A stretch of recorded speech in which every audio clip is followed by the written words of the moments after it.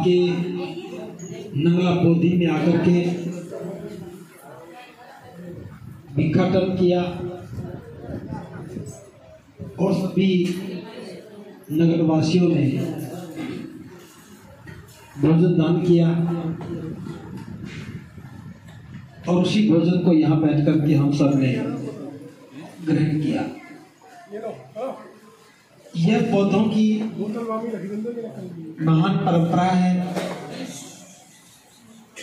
भिक्षु का जीवन भिक्षाटन से चलता है।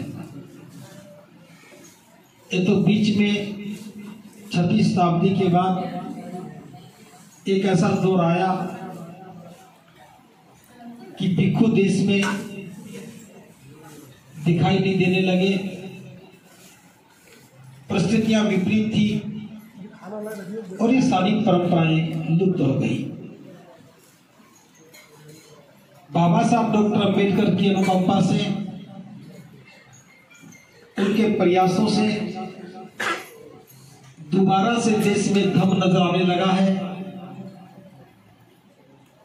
भिक्षु बनने लगे और धर्म की जो गरिमा थी, गौरवशाली परंपराएं थी, वो पुनः स्थापित होने लगी है।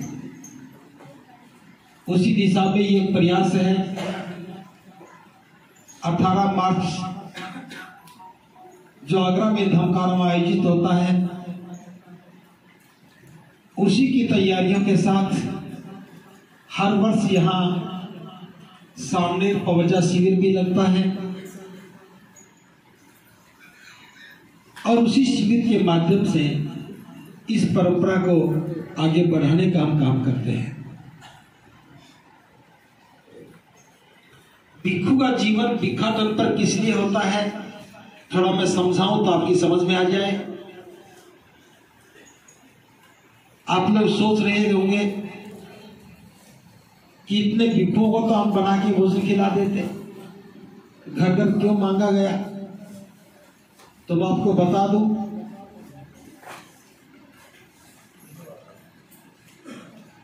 आप घर पे भी भोजन खिला सकते हैं, सामूहिक रूप से भी बना के खिला सकते हैं। जब कोई खिलाने वाला ना हो तब भिक्षु का जीवन कैसे चले। उस समय भिक्षाटन ही काम आता है। तो लोगों को भी पता लगता है कि भिक्षु कोई आया है तो उसे भोजन देना है, और भिक्षु भोजन के लिए आता है तो मांगता नहीं है, पात्र हाथ में लेकर के खड़ा हो जाता है। गृहस्थ व्यक्ति जब देखता है, गृह स्वामी जब देखता है तो भोजन ला करके डाल देता है। भिक्षाटन में पका हुआ भोजन ही दान करते हैं, कच्चा भोजन दान नहीं करते हैं। और भिक्षाटन में धन का दान भी नहीं करते, केवल पका हुआ भोजन जो घर में बना है, जैसा आप लोग खाते हैं उसी में से थोड़ा सा देना होता है। अगर एक घर में भोजन पूरा हो गया तो भिक्षु एक से ही चला जाएगा। 4 घरों से हुआ, 5 से हुआ तो 5 से लेगा, ज्यादा से हुआ तो ज्यादा से लेगा। पात्र में जो भोजन आ गया, अगर वो ज्यादा है तो उसे निकाल करके दूसरों के लिए रख दिया जाता है। जो पात्र में उसे खाना होता है। इसके बारे में एक छोटी सी घटना का जिक्र कर रहा हूं, बहुत महत्वपूर्ण घटना है। पहली बार बुद्ध जब सिद्धार्थ बुद्ध बन गए, उसके बाद 1 वर्ष के बाद वो कपिल वस्तु में आए। कपिल वस्तु में आने के बाद पहला दिन था और भिक्षु भी और तथागत भी चारिका के लिए निकल लिए। अब कपिल वस्तु में सभी लोग जान रहे थे कि ये तो सिद्धार्थ गौतम है, राजकुमार है, राजा के बेटे हैं। अब उनको उनके हाथ में पात्र देख करके कोई भी व्यक्ति हिम्मत ना करे कि उनको थोड़ा सा खाना दे दे। एक राजा के बेटे को कौन खाना देगा। बुद्ध एक द्वार से दूसरे द्वार तक, दूसरे से तीसरे द्वार तक गुजरते चले गए। किसी ने भी भोजन नहीं दिया। अंत में एक व्यक्ति ने अपने चूल्हे में आलू, एक महिला ने अपने चूल्हे में आलू भून रखे थे। उसने एक आलू निकाल करके बुद्ध के पात्र में डाल दिया। उसी भुने हुए एक आलू को लेकर के बुद्ध लौट आए और उसी आलू को छील करके खाने लगे। इतनी देर में चर्चा राजमहल में भी पहुंच गई। राजा शुद्धोधन के पास भी खबर पहुंची कि सिद्धार्थ राजकुमार सिद्धार्थ तो भिक्षाटन कर रहे हैं। राजा को बड़ा बुरा लगा। मैं राजा हूं और मेरा बेटा भिक्षाटन करे। तो राजा शुद्धोधन जब बुद्ध के पास गए, जाके कहने लगे, ये तो हमारा अपमान है। कपिल वस्तु में आकर के भिक्षाटन कर रहे हो। एक राजा के लिए इससे बड़ी अपमान की बात क्या हो सकती है कि उसी का बेटा उन्हीं के राज्य में भिक्षाटन करे। और ये क्या खाना खा रहे हो? बस एक भुना हुआ आलू। तब तथागत ने कहा, राजन, निश्चित रूप से एक राजा का बेटा उन्हीं के राज्य में भिक्षाटन करे, ये बात राजा के लिए बुरी ही होती है।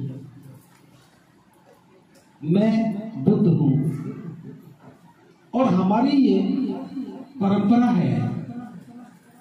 जो भी भिक्षु है वो भिक्षाटन से ही भोजन ग्रहण करता है।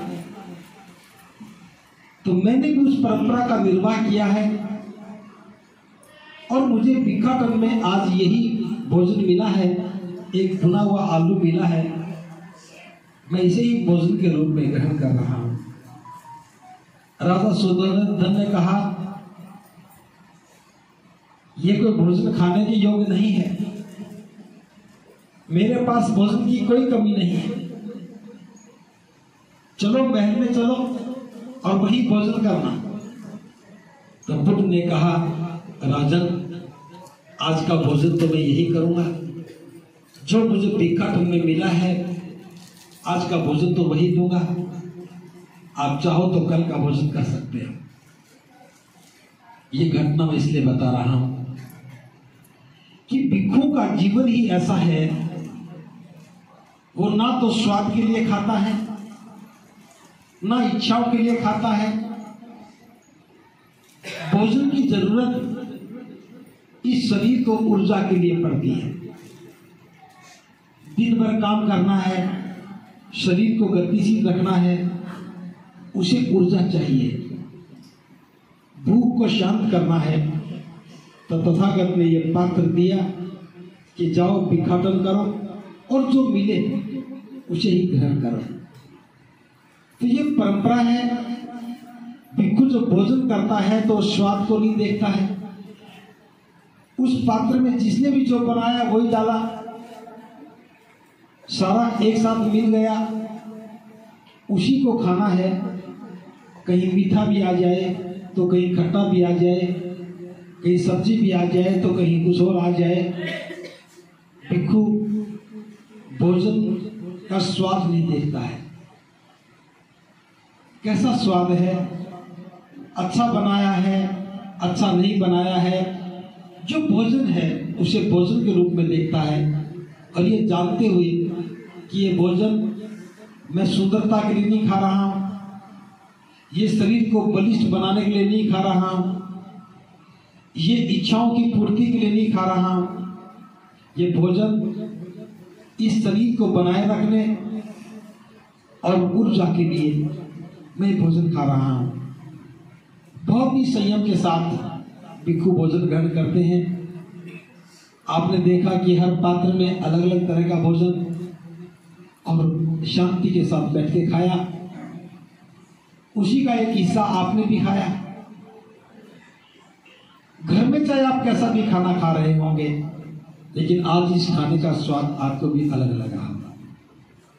तो ये बौद्धों की परंपरा है। जब उपासक भोजन देता है, भिक्षु भोजन ग्रहण करता है, तो उपासक और भिक्षु के बीच में एक संबंध बनता है। वो संबंध धम्म का संबंध है। भिक्षु भोजन लेता है, देशना देता है, बुद्ध की कल्याणकारी बातें बताता है। उन बातों को सुनने से हमारा जीवन सुखी होता है।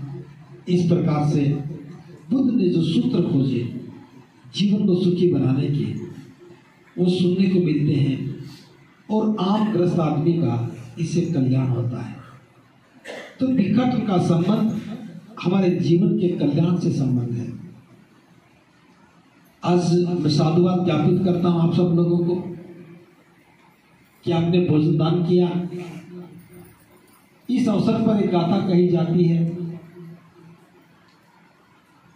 अभिवादन शीलस्निच बुद्धा पचानियो चत्तारो धम्मा बढ़ंती आयु वर्ण सुखम बलन।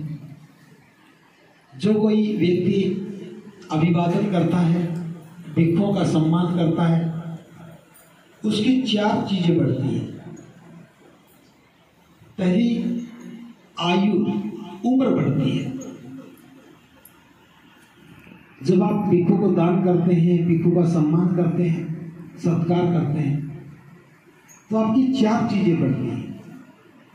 सबसे पहले तो आयु बढ़ती है, क्योंकि जब हम दान करते हैं तो हमारे मन प्रफुल्लित होता है, मन उत्साहित होता है।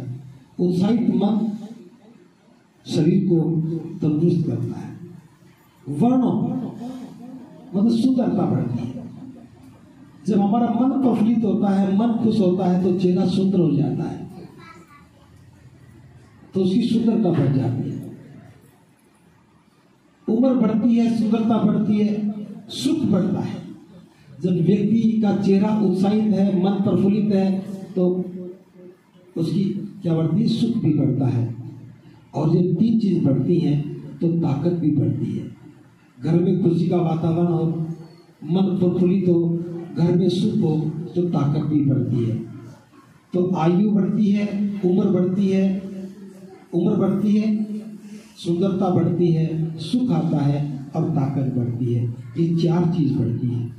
इसलिए भिक्षुओं का सत्कार करने की परंपरा है, और भिक्षु का सत्कार करने मात्र से, सम्मान करने मात्र से ये 4 चीजें उपासकों की बढ़ती हैं। और उसी से ये परंपराएं चली आ रही हैं। उपासक भिक्षुओं का सम्मान करते हैं और भिक्षु तथागत के द्वारा दी हुई देशना देकर के उपासकों का कल्याण करते हैं। तो मैं ज्यादा लंबी बात न करते हुए इतना और बताना चाहूंगा कि आगरा में 18 मार्च के दिन एक बहुत बड़ा धमकारवा होता है। 1956 में जब बाबा साहब आए थे, वो 18 मार्च का दिन था।